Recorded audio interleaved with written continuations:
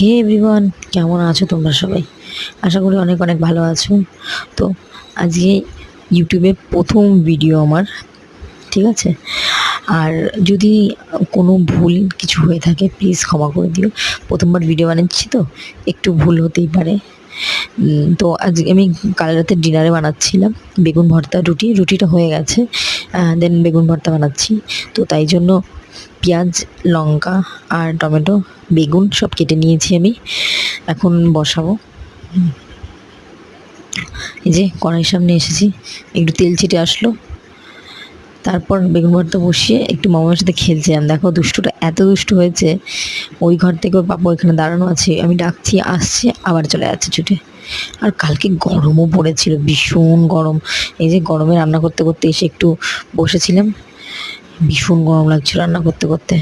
তারপরে আমার বেগুন ভর্তাও রেডি হয়ে গেছে, এই যে